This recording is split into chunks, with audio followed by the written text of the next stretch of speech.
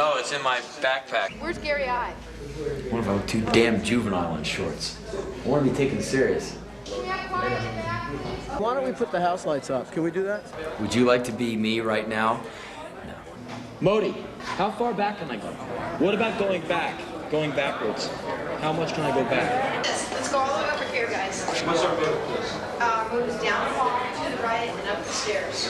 All the people are in the house. Now it's time to go kick it. Are you ready? Let's go. Okay, let's do this.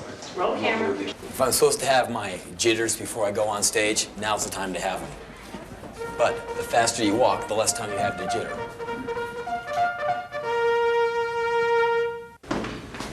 I can feel them from here. I can smell them. I feel it one with them.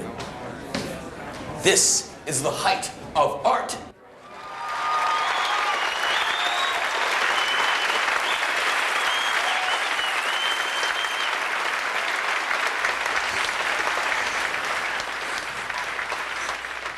Okay.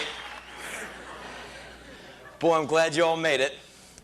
It's one of the first gigs I've ever done in this town where everyone got to sit down. Except those who were working and got paid to stand up. Usually you do these gigs and everyone that wants to be into it, they're trying so hard. And you watch them and they're like standing like this, like trying to be into it, like, but inside they're going, God, I wish you just finished so I can go home and say, I saw it. Because you've been up since who knows what time you got up in the morning, and what do you do for a living? It's usually standing around listening to some asshole tell you what to do. And then you go to a gig and you get to stand around more. And then these people just talk and talk and talk and talk, and then the last guy goes on and he always goes real long. And then by the time it's finished, you hate the guy. He goes, oh, and this one last thing I want to do, get the fuck out of here so I can leave.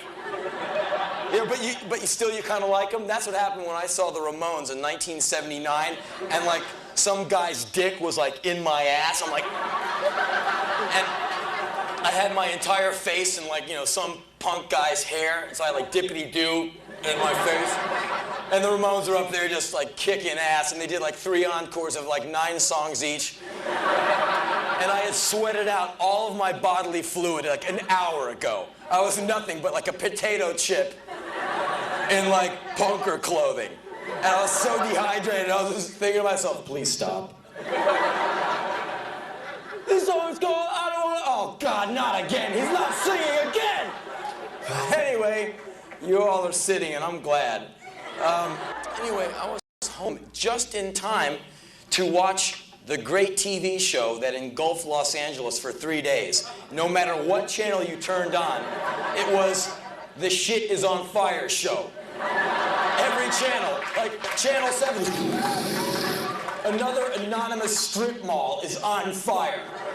And it's like nighttime, you see like men with garden hoses. Well, get it, you know, no. Huge Niagara Falls hoses dumping into massive, you know, volcanic expanses of flame. Didn't stop it. And you couldn't watch any other show except the shit is burning show. And it was depressing because then they cart out that fucking pig Daryl Gates and he's, well, I have no control whatsoever of this. And he said that and made it almost sound cool. He made it sound like he was right about something, you know? It was so disgusting to sit at home and get insulted like that. So anyway, one of the days I was over at a friend's house.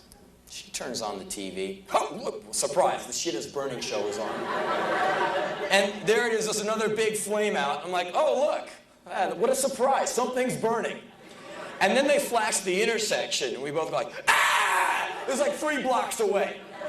And we look out the window, and like there's like dark clouds in the sky, and like ash is coming in through the screen. It's like Vesuvius. We're in Pompeii, and we're going to be covered in silt.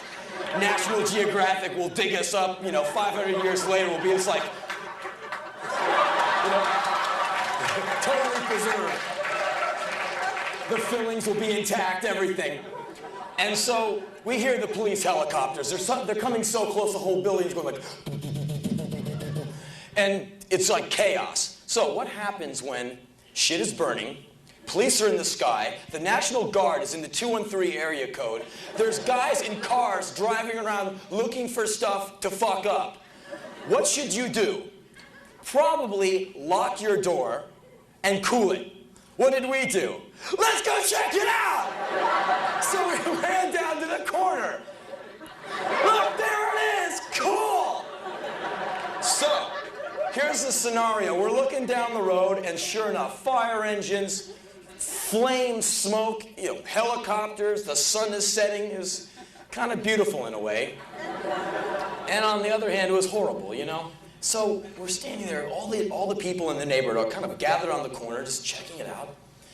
And across the street is a Sam Goody's record store. All glass, big corner store, glass everywhere, with the big posters of all the bands behind there. There are one of those, those rent-a-cop guys. There's two rent-a-cop guys, tan uniform, no gun, Those guys are always a little overweight, and they always have that kind of look of slight unease on their face. So it was like, because this time it was a little out of hand. They weren't guarding a parking lot this time. All right, you cement, don't move. And then they do that for 8 hours. Oh, all the cars are still here. Okay, you can go home now. Oh, thanks. Here's the stick back. Bye. This time, there was looters coming up the street. There was like 5 guys standing across the street looking at the record store. Now, if you're a looter, imagine a store full of CDs and stereo accessories and all this glass. I mean, if you're a looter, lots of glass is the bee's knees if you're a looter. And if you got a rock and there's no law, you want to put the rock through the window if you're a looter. And so they're looking at the glass like, they're salivating. The two rent-a-cops are trying to maintain what the Los Angeles Police Department calls command presence. Command presence is when they pull you over for an illegal left turn and act like it's the invasion of Poland. Pull your car to the side, get out, okay. Get out of the car, you have 30 seconds to comply. Okay. I mean, it's broad daylight. It's 1992. It's just a left turn. Excuse me, officer, do not speak. Okay. That's command presence. They are in control of the entire situation. Everything in the world is in their grasp. You will do nothing, you will say nothing, you will hand over your ID and registration and insurance, or you will go to the pokey. That's command presence. And when one of these pigs you, you are in the grip of command presence, and they really know how to do it. They, they're like, steroid amped, and they're scary. They're not even reasonable. They're about as reasonable as my dad. So, these two rent-a-cop guys are standing in front of Sam Goody, really trying to look heavy to a bunch of guys who fuck shit up for a living. And they're like, it's not working too well. So the two rent-a-cop guys come over to us bystanders, and they say, hey, we will deputize all of you if you will come across and stand in front of the Sam Goodies. This is your neighborhood. You must protect it. Okay. It sounded pretty good. Me being a little bit more cynical than the average person. In fact, I'm more cynical than the average stadium full of people. I said, man, this guy has about as much legal clout as anybody here. He can't deputize shit, man. So let's think about that. Come and protect your community. Come across the street and stand in front of Sam Goodies. Okay. So what you're saying is, you want me to take a rock in the face for Paula Abdul. Okay, I'm a little confused, so let me get this right. I'm supposed to take a 2x4 across my chest for Bono. I'm supposed to stand in front of a huge piece of plate glass and try and defend it from 5 gnarly youths who want to go right over my head for Morrissey. Fuck you, fuck you, fuck you, fuck you!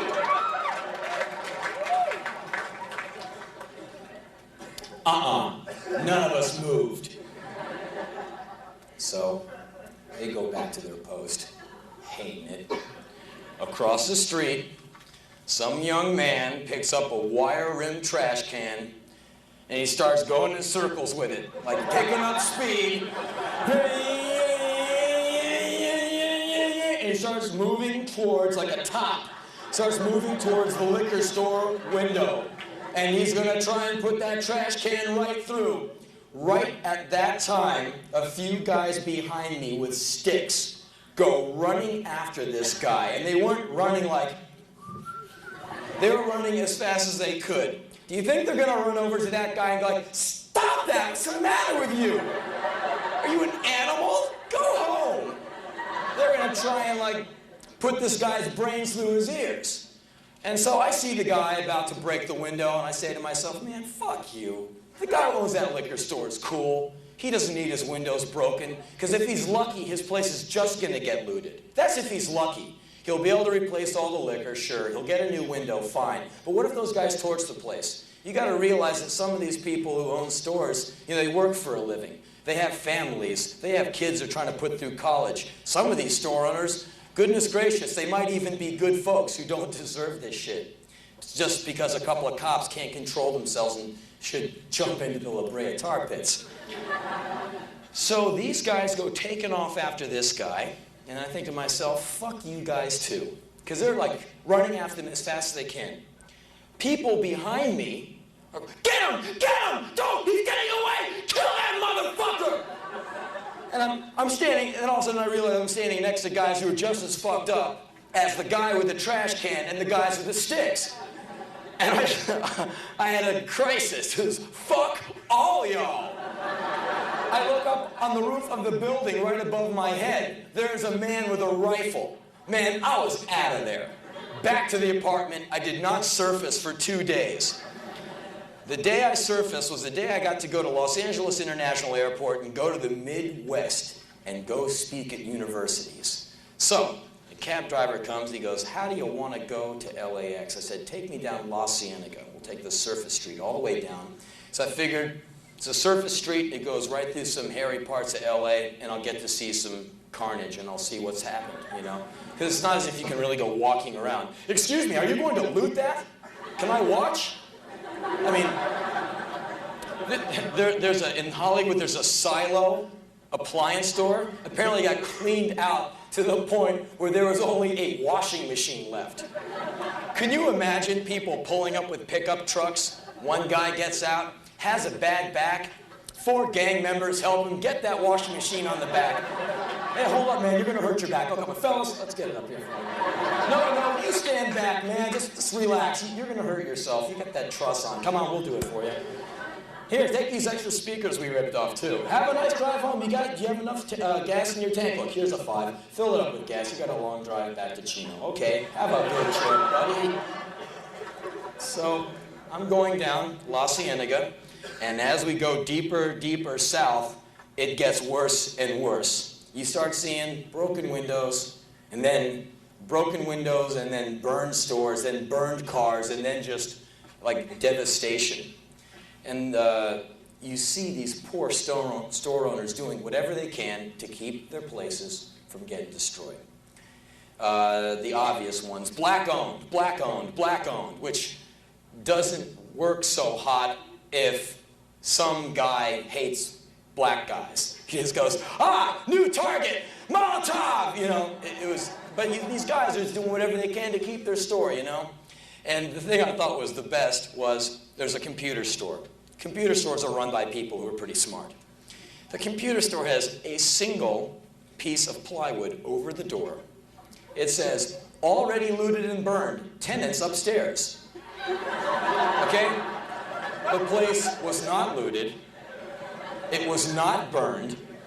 There was a roof with nothing on top of it. There were no tenants on top.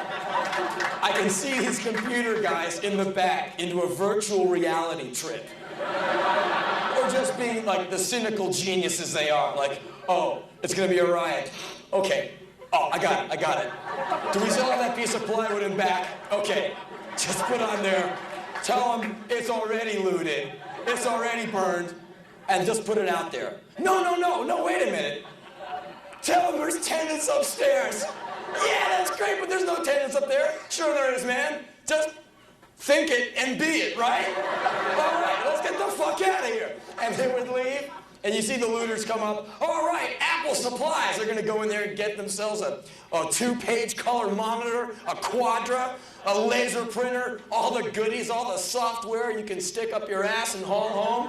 Man, if you were like a computer guy, that would be the shit. Loot a computer store, you'd go home with all the gear you need. So you see these looters come up, burning bottles of petrol and sticks. They're ready to loot and pillage and destroy. They come like,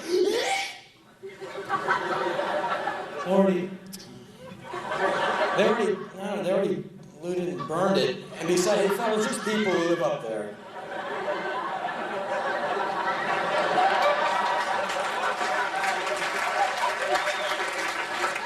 Luckily for the computer guys, I can see the looters looking up. Well, there's no residences.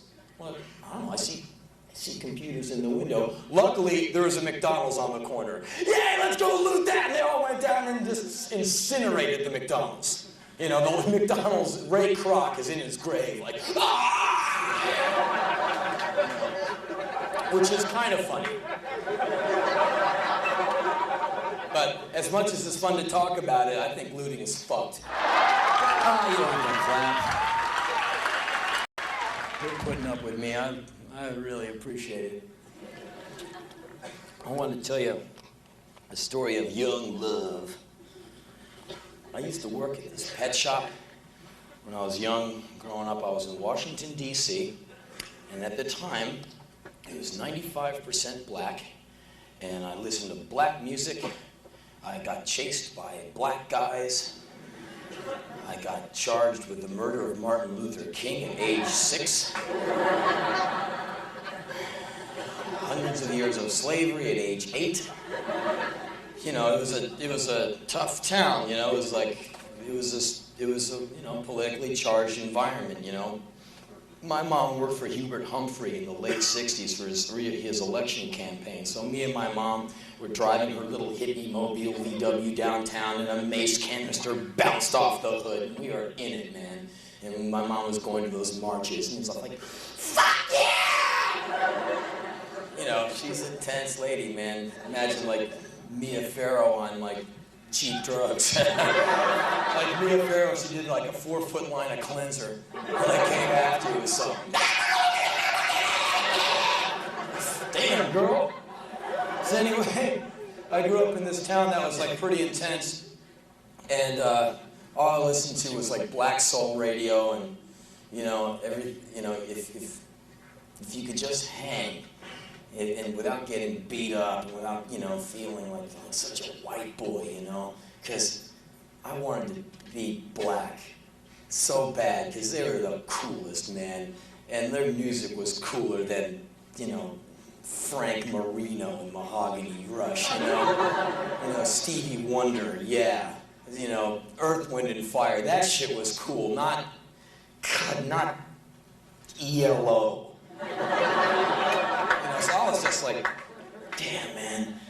So anyway, I worked at this pet shop, and I'd be up in the fish department scooping out so many dead fish. Man, that place had more dead animals in it than live animals. I'd go in there on Saturday to clean the shit and everything, and then just half the store's population would be dead and dried out. All the rodents, they dry up. They don't have much moisture. They don't really rot. They just kind of... And they always die in the most horrific facial expression. Like every mummy you see, like they dig up some mummy, oh my God, look, it's a man with a bunch of bandages around him. It must be a mummy. They're always just like, they must put him down there when they're still alive. And it's, it's Egyptian, like, you motherfuckers! It's like, anyway, my boss, his name was Skip. And he had this daughter who went to Wilson High School, which was like the public high school, with boys and girls in it. I went to the Naval Academy prep school out in the suburbs with nothing but boys in ties and military haircuts. I wanted all the girls, but I didn't know how to talk to them because I was like this skinny, fucked up looking guy who went to an all-boys school and was jacked on Ritalin all the time, who played with shit after school every day. Pathetic. So anyway, every day after school, Skip's daughter would come into the pet shop. Her name was Rhonda. And you didn't say it like Rhonda, like help me Rhonda. Rhonda was Rhonda. She was the biggest turn on of the first 14 years of my life. She walked like she was always complacent and lazy, cigarette, gorgeous, just like, hey Henry, talk like a black girl. I was like, oh God, you are so fine. She always had the most terrifying guys with her. Like, you know, huge guy, arm around her. She'd come into the pet shop with this guy. I'm like, hi, Rhonda. I'm really thinking that I might be able to go get some. Like, if I comb my hair right, she might like me. She probably thought I was a nice guy for such a weird dude who played with fish shit all day. And she would come into that pet shop and slay me, man. She'd just like walk in with a cigarette and like Skip like, Rhonda, I told you not to smoke. Yeah, right. Hey, Henry. I'm like, I wanted to hang so bad. Hey, Rhonda, what's up? She'd be like,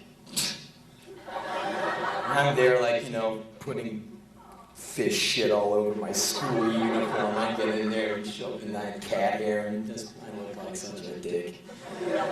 And eventually Skip sold his shop and I never saw that lady again.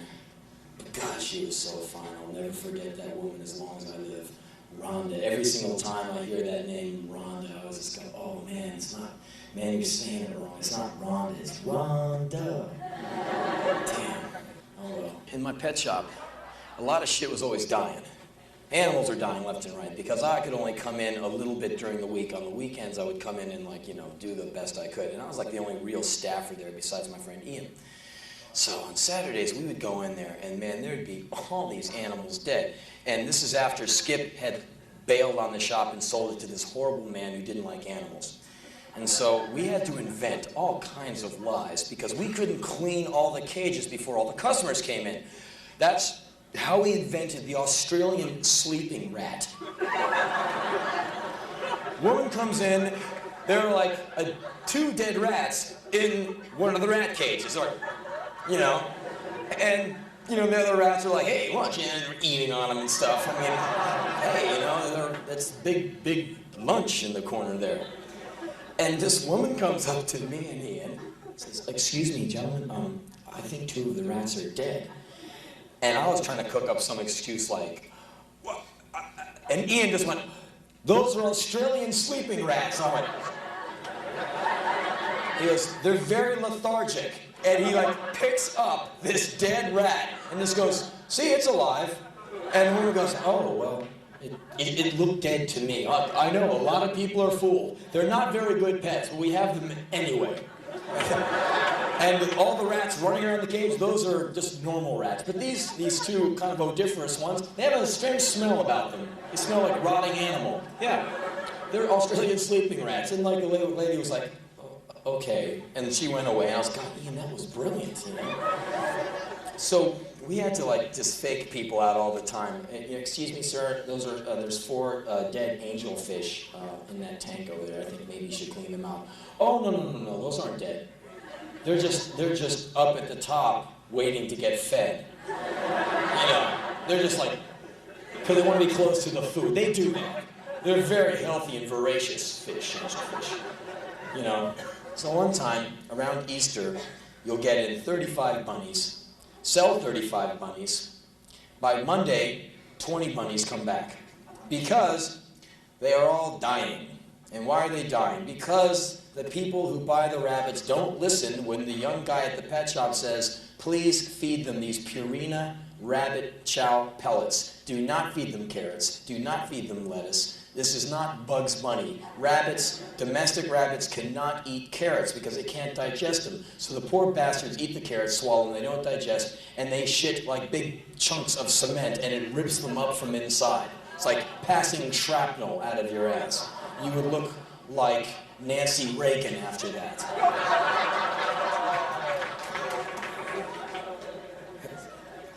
The most horrible thing in the world is a woman who's never had an orgasm, which is at least about 20% of you. And if you don't get a chance to come, girls, you're going to end up looking like that woman. And that's a mean thing to say, and sometimes the truth hurts. And sometimes it feels real good. So anyway, one of the rabbits came back, and it was all messed up. It had the carrots coming through it. And this crazy woman had bought the rabbit. This woman was nuts. And she bought the rabbit and she returned it. And she comes in and she had named the rabbit Bun Bun the rabbit. But this woman talked like this. Here's Bun Bun. No shit. This is Bun Bun the rabbit. We can no longer keep Bun Bun. Bun Bun is sick. And Bun Bun was actually hanging in pretty well. When rabbits are ailing, they will sit in the corner of their cage and just go. They're really bummed. I mean, you can really see the pain on their faces because they will pant like, oh, fuck, being a rodent, it's got a metabolism, it's really fun. And believe me, I know what it's like. So anyway, they bring in Bun Bun and being, trying not to laugh in this lady's face, like she looks away more like. So she's got the cage with Bun Bun, and the cedar shavings are falling all over the place, and she's got these two kids who are like holding onto her leg and going, do we really have to give away Bun Bun? Honey, we can't keep Bun Bun. Please take Bun Bun back. I said, well, the boss says there's no refunds. I can't give you any money. I don't want any money. I just want you to take good care of Bun Bun. We love Bun Bun. And the kid's like, we love Bun Bun. Like, okay. Well, okay, we'll take Bun Bun and see you later. And the two kids and the crazy woman leave. And so we're contemplating Bun Bun. We're looking at Bun Bun, and I said, Ian? He said, yes. I said, upstairs, you know what's in the big python tank. He says, there's a big python. I said, yeah, I think the big python is hungry. And he goes, let's feed Bun Bun to the python. All right! Because, hey, pythons have to eat too. So I took Bun Bun, and this is going to sound a little hairy to you. I took Bun Bun out of the cage, put a ruler behind Bun Bun's neck, put Bun Bun's chin and head on the countertop very hard. Bun Bun didn't know what the fuck was going on. I was like trying to get out. I grabbed Bun Bun behind the shoulders and went out and up and popped that neck. It's called a cervical snap, and I killed Bun Bun's little rodent ass. Now, there's some people in the crowd who bought that record, tame yourself. What are you doing that for? Tame yourself. Me and Ted Nugent will someday make a record called Maim Yourself, and it'll be about chasing women, shooting guns, and eating hamburgers, okay?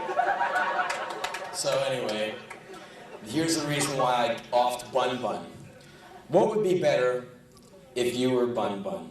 If I just kill your ass that fast, or if I take you up live and kicking and throw you into a cage with a huge snake that's going to chase your scared ass around a cage for a good 5 minutes, bite you with teeth to your size ratio that are going to be about this big, grab you, squeeze you till shit comes out of you and your eyes bulge, and squeeze you till you die.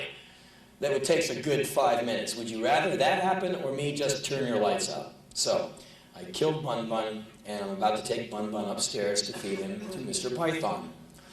The door of the pet shop opens. It's the crazy lady and the two kids. Bun Bun goes behind my back. We changed our minds.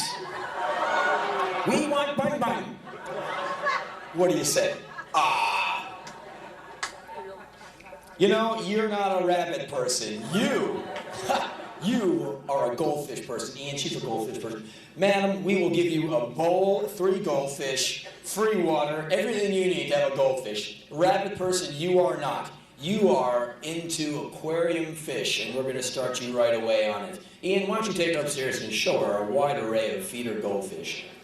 I want Bun Bun. Where's Bun Bun?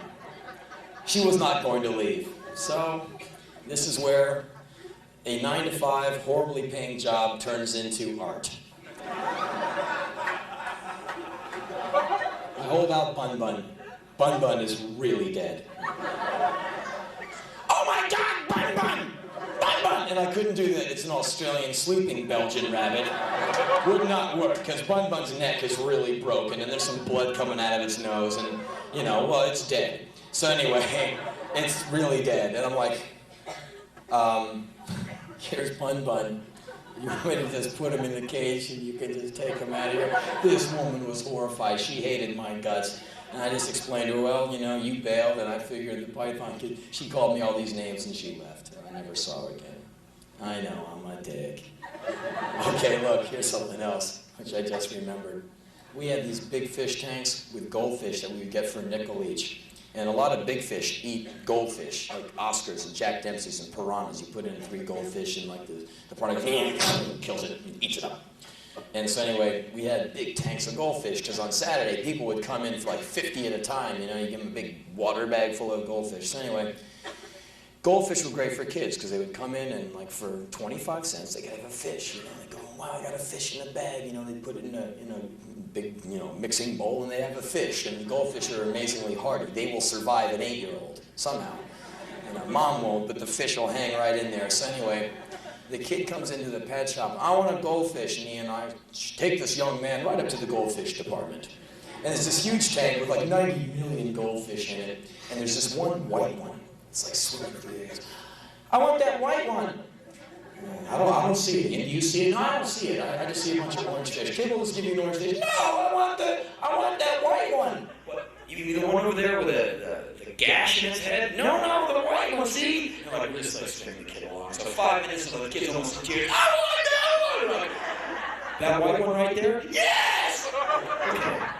And so Ian fills the cup half full of water, and I take the net, and I make this big display of trying to catch this fish, which I can just easily catch. You know, and so I go, the kid's like on the edge of the seat, suspense, ooh, get this fish! And I get the fish, and I put him in the cup, white goldfish swimming around in the cup. I go, is that the one you want, kid? And he goes, that's it. That's the goldfish I want. I go, Ian, that is probably the coolest goldfish I have ever seen. Ian goes, I hardly agree. That is a goldfish to be reckoned with, most certainly. And we went on and on about how bitchin' this goldfish was. And then Ian said, Henry, it's time. I said, okay. And I took the goldfish out of the little cup, and I said, is this really the one you want, kid? And the goldfish is like, you know, in the air. And I went like, this is a great goldfish. He was like, put it back in the water. I went like, okay. Boom, and ate it. The kid goes screaming, running out of this place like someone lit his little ass on fire. It was great. The mom called. I don't know what you had going on in this place, but you should tell your 2 employees to grow up. Even at that young age, we knew we were bound for greatness. I went out with this girl for a while, really into her. I'm not trying to get into one subject here. All they talked about was chicks. It was so boring. But anyway, I was like really into this one girl, and it was really cool. We're skipping merrily down the lane, and I was just like, man living in lukewarm water. Henry, huh? Henry, you're about to walk off a roof. Okay. I just didn't care about anything. I was in the... She dropped me. And so I was like, ah! Poor Hank. It sucked, man. I was so depressed. Man, I was just like standing beside myself. I was so depressed, looking at this guy sitting in his chair in his room, staring at the wood in the floor for 3 hours at a time. Playing a Miles Davis CD over and over again. And play again, you know. You know, just hating it, man. Just dying. When you do get left by the girl or the boy, say you're in my shoes, the girl leaves you, and then you are Mr. Depressed Guy. The weight of the world is crushing down upon you, and you're really depressed. You know, you are really depressed, and you're in your room like, oh. And you know, everyone goes through it, the relationship. You know, and you are at the bottom like, oh. You will go into your room, and you will do all of that really hilarious shit. That bitch! You know, and it's kind of good for you to vent a little. So, you know, if you're like me, you lock the door, you paint the walls black, you put on black clothing, dye your hair black, get some black paper and some black ink, turn the lights off, put on one of those shitty records from Manchester and just scribble manic poetry, page after page after page. It comes out of you like a volcanic fountain. And it's all good, and it's all profound, and it's all real because you are the king or queen of pain. No one knows the pain that you know. You are alone, and everything you write is very intense and profound, no matter how silly it is. Oh, lonely moon. I look upon you, and I see myself looking back upon Earth. Oh, do not cry for me. I lay in the desert of alienation. I am alone. Pity me not. And you'll write all this shit and read it aloud to yourself, and you'll think you are so bitchy. Then 3 weeks later, you read it, and you're like, oh yeah, there's that killer stuff I wrote. And like, it's really hard to read because it's black paper and black ink, so you have to kind of shine it in the light. You're like, but pity me not, for I lay in the waste of exile and alienation unto myself, ... Get the But while you're in the grip of that alienation and depression, you are thinking very clearly. You do not miss a single workout. You go on some awesome diet that when you are sane, you can't possibly maintain. I will eat no sugar. I will work out every day. I will be the most efficient machine there is because no one will ever make me feel that low again. Ha! I've got you all!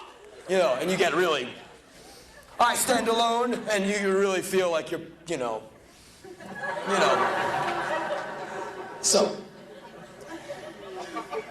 every once in a while that happens, and like 3 days in, you're starting to feel pretty good about it. So I heard you're really depressed. Yeah. Isn't that a drag?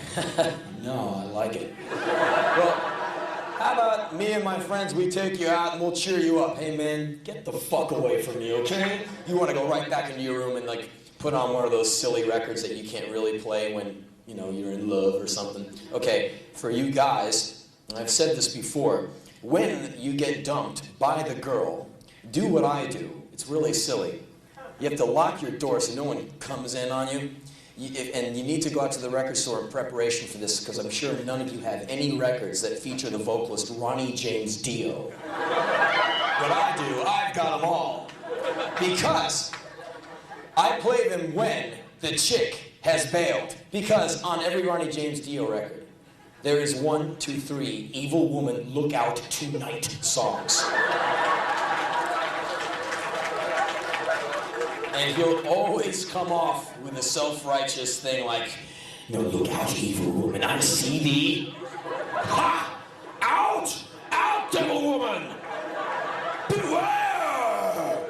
Okay, which is, you know, kind of silly, like right now. Like if we could cut to evil woman, look out tonight over the PA, you all would be like, okay, but when you're like alone in your room and you put on the Sabbath record he sings on, he has that song called Walk Away, which is just about like you see the woman and you just go, ah, walk away.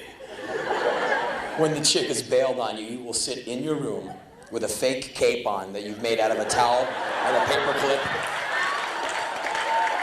And you will like, you know, take a pen and you will sing along with Ron. Walk away! If anyone came into that room at that point and saw you with your cape and like the celery stick or whatever you're using, 1 foot up on a table like... There would be no way you could say you were doing something else.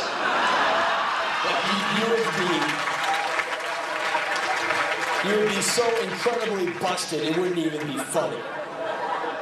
All of you guys have been busted jerking off, haven't you? You have the dick over the sink, and you're going for it. The one time you left the door unlocked, the door opens, you have a minor seizure as the doorknob turns like, oh! You, fast as you can, move over to the toilet to make it look like you're just taking a piss. Sometimes you can pull it off. Hey, I'm in here, man. Okay, right on. Yeah, word, yeah. Trying to piss with an erection. Don't look around, you know. But every once in a while, you just get busted. Because the door will open and then you get fully caught leaping to the toilet. And the guy, he's been, the guy opens the door, he's been caught too. Hey man, I didn't see anything, it's cool. I do it 3 times a day too, it's cool though. This idea in my head I have, and the idea is called part of you dies. When something happens, part of you dies, you know. My dad would take me out on the weekends, stand me up in his backyard at attention and make me sing the national anthem. If I messed up one word, he'd smack me in the side of the head. Every time he'd smack me, part of me died. He'd make me do the Pledge of Allegiance. He'd make me sing all these songs. My country is smack! 'Tis of thee, goddammit. Part of me died. When I would lie in my bed at night and listen to my mom fuck next door to my room, part of me would die. When her boyfriends would beat the shit out of me, part of me would die. And part of you dies all the time. And so, I deal with that the best I can when parts of me die. And that's why I write, because when parts of me die, it hurts, and I write about it. Parts of you die all the time. Sometimes it's beautiful, most of the time it just hurts. And anyway, I wrote this last night, like 3 in the morning. Time with you was perfect, never boring, never wasted. You were always the same, intense and beautiful, amazing. I would look at you as we sat in places. You awed me with your sheer presence. When I was away from you, I would stare at your picture endlessly. Something you never got a chance to find out. Something you'll never know. One fact. I would have done anything for you, knowing that it all could have been used against me. I know what happens when you do that even a little. I have the scars. For you, I would have pulled sunlight from thin air and lifted the curses from your life. I loved you so. It's tragic at this point. It's like an ongoing funeral. You're out there somewhere, and sometimes I feel myself dying slow, knowing that you're alive somewhere, and someone else is smelling your hair and touching your neck. You know how those barbed and clawed nights can pass.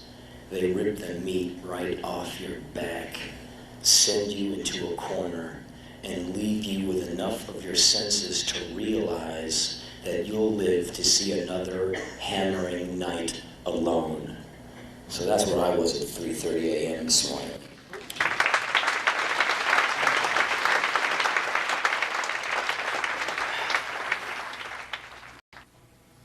This is a story about 2 boys. One boy was born in California, conceived in the Midwest in 1961. Another boy was conceived in Washington, D.C. and born in a snowstorm in Washington, D.C. in 1961 at D.C. Columbia Hospital. Each boy grew up feeling totally alienated, totally weird, totally convinced that he came from a different planet. Each of them had one stroke of good fortune.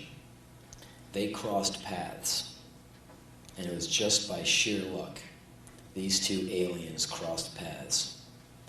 They became incredible friends and had a friendship that was beyond words, that was beyond thought. They could finish each other's sentences. When they were together, they were so telepathic. It's like they were brothers. It's like they shared the same mind. When they were together, they used to call themselves the chosen one. Everything the other one said was awesome. People around them used to say, why don't you guys just get it over with and fuck each other, okay? The two would laugh at them and know that these people had no idea how cool the other one was. They would argue with each other. You're awesome. No, you're awesome. No, you're awesome. No, you're awesome. But you're the man. No, you're the man. I guess I am the man. You are. No, but you are. On and into the night. They would watch really stupid movies for their comedic impact. Anything with Sylvester Stallone. The more serious the movie, the more the boys would laugh. They worked very hard in the living room, aping Sylvester Stallone's sagging face. They dissected the movie over the top, as one dissects Moby Dick or Ulysses. They got down every nuance of Sly's tortured face. They believed they were the funniest, coolest, most awesome guys on the planet. Together, they were invincible walls of murf. They did so much cool shit, you will never be able to finish a book about the two of them. The epic movie could never be made because Lawrence of Arabia was 4 hours and it was too long for theatrical release. This would have to be about 50 hours and just no one would take it on. And you couldn't release a film called The Two Most Awesome Dudes Who Ever Was. The two guys spent years together, traveling through many countries, going through high times, low times, times of no money, no hope, no chicks, no friends, nothing but each other. A little while down the line, one comes into some money and says, hey man, you're living in that dump. I got this cool place over here, and you're awesome, and you can't be living in a dump. Why don't you live here? And the other one said, that's great. That way we'll always be together and we will be the chosen one. The mind will be in full effect at all times and Earth will come to us. We will be awesome at all times. And each one knew the other one was right. So they shared a house and it was amazing. They went to the Whiskey a Go-Go one night to watch a band. It did not matter what band it could have been. It did not matter who was with them. No one survived the treatment they gave people. It could have been Black Sabbath in 1972, their common favorite band, and they still would have bagged on Ozzy, because everything was funny when they were together. So the two of them are watching a band at the Whiskey, laughing until they urinate their pants at how funny the band is, when actually the band is kicking much ass. They're making it into the worst gig on earth and having the greatest time. People are passing them, recognizing both of them and saying hello. The two say hello back, and once the person who said hello turns away, they make stabbing motions at that person's ass with air knives. And laugh and high-five and bond even further. The two boys were a walking riot at all times. Maybe not to anyone else, but each other. They left the Whiskey, And they went all the way through West Hollywood towards Venice with their middle fingers out the window, flipping off all of West Hollywood and Westwood. Very mature, but they thought they were the funniest fuckers on earth. And they were. They got back to the house in time to go to the video store to rent Rocky V. And they even started getting ready for the movie 2 hours before they would watch it by looking at each other and saying, "Go for it. No, you go for it. No, you fuck me. No, I'll fuck. No, you fuck me. No, I'll go for it. No, you go for it. Hey, you gotta go for it, right?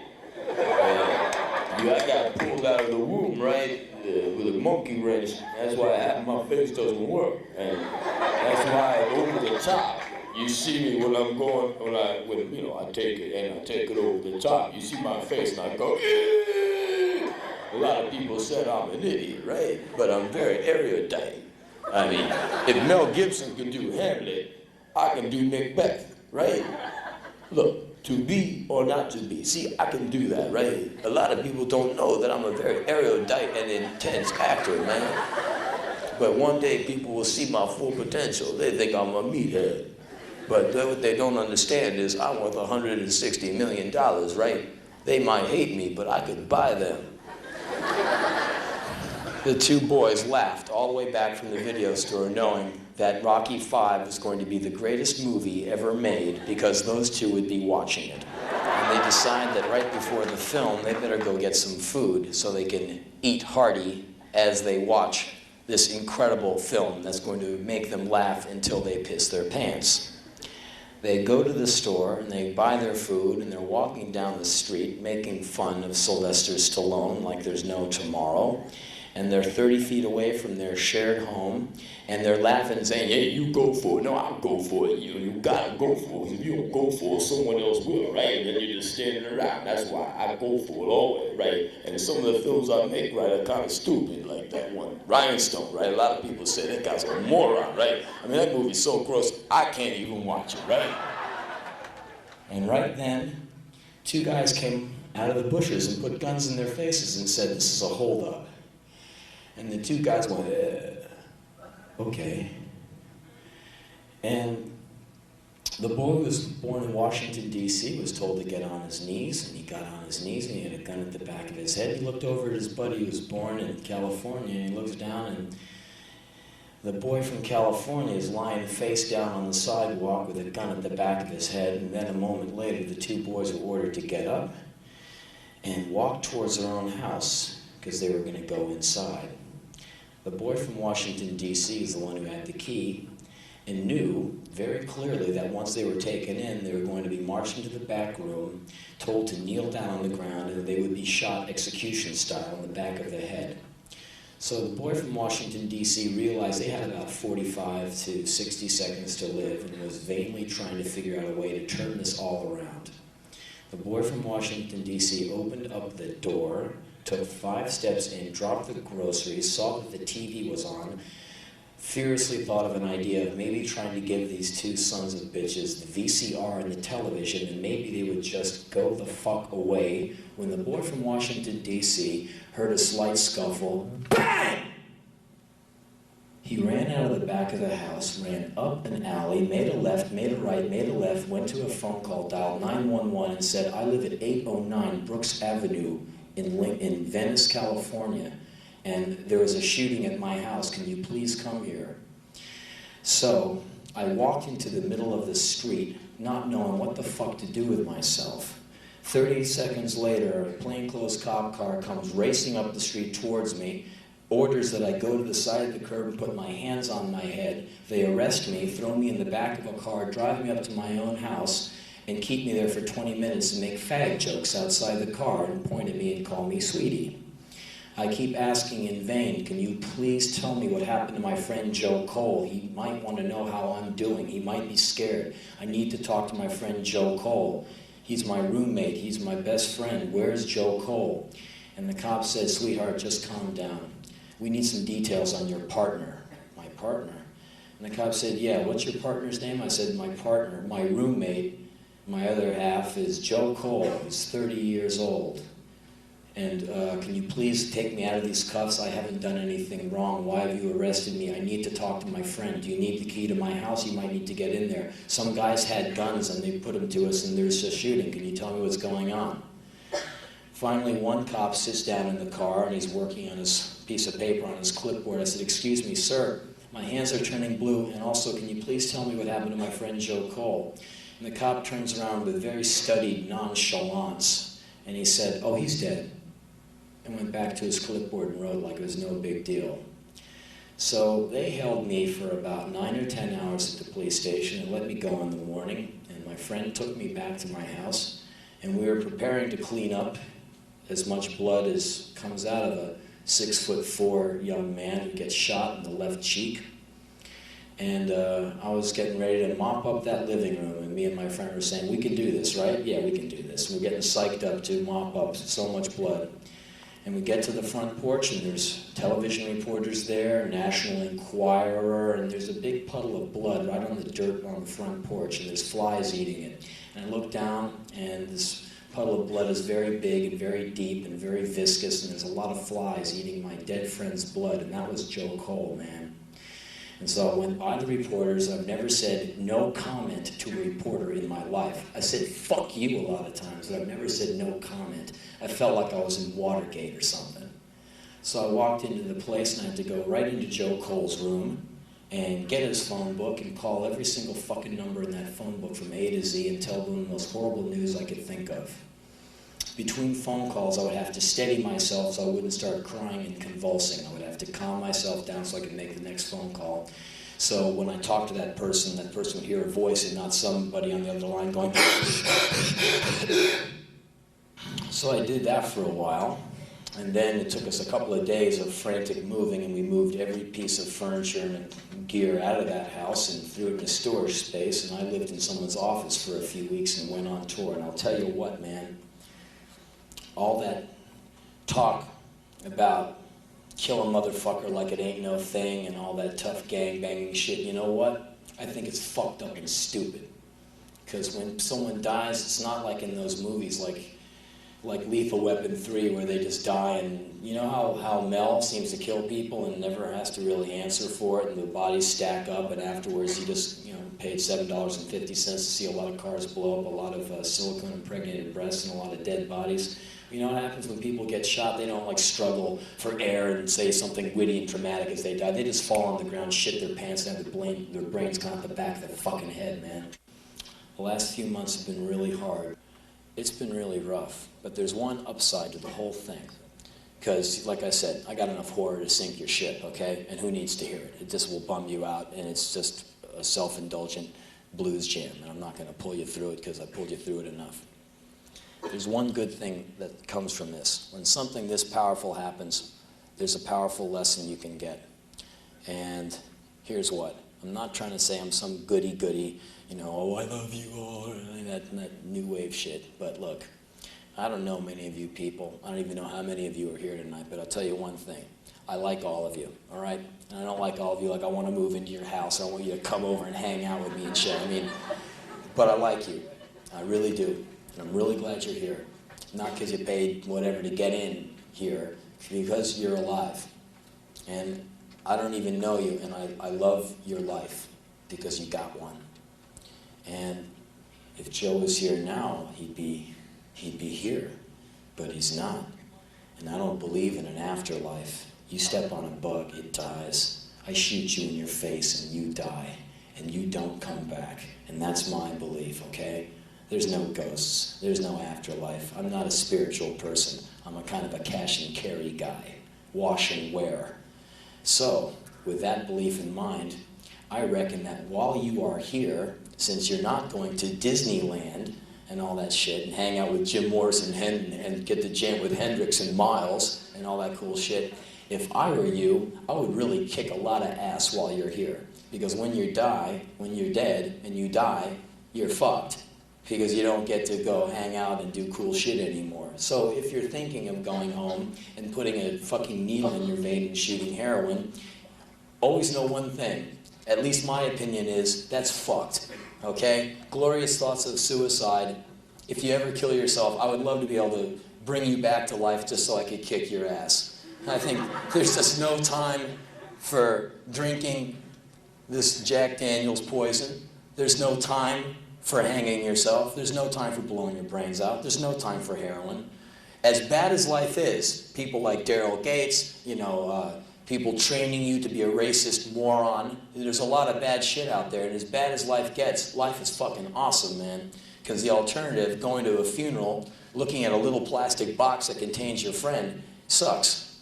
So all of you are the same on one level. All of you in here are just like me in one way. You're all breathing. And that's the coolest, man. And you have to go with that. Because there's nothing else to go with. That's the only break you get. You get to live tomorrow. You get to go on. You get to move forward. And it might not seem like much, but for me, it's right now, it's all I'm hanging on to. And it's all I've got going. And it's what I'm going to stick with.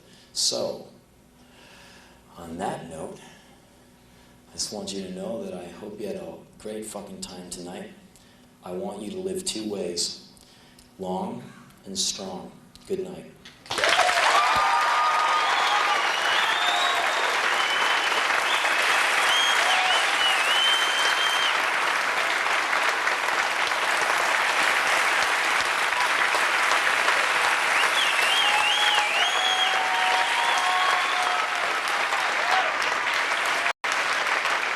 The P word is poetry, and I don't like to use that word. I think poetry is for poets. Cappuccino drinking, beret wearing, fake-ass mustache having, striped shirt, Velvet Underground adoring poets. Leaky, sniveling, moist, clammy-handed guys who can't get any. I just go up and express myself freely. That's what we call a euphemism for talking shit. When you title yourself, you immediately lend yourself to all kinds of pretension, especially in the poetry business. I'm a poet. If someone said, I'm a poet, I immediately hate them. I say, you're a dick. No, come back. Already it's wrong. I'm losing it. Okay. No. Excuse me. I have lost it. I was losing. He was way out. I have it with me. I'm being PI right now. It's politically incorrect, not poison ivy. Here we go.